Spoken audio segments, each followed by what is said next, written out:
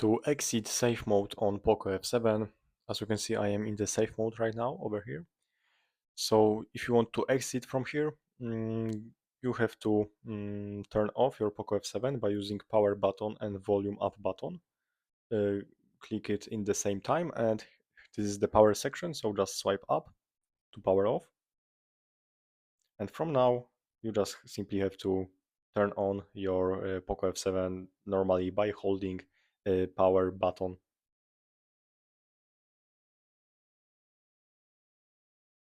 So now you have to wait a couple of seconds.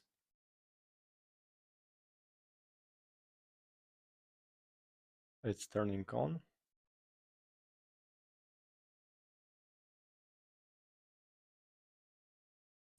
And as you can see, I am no longer in the safe mode.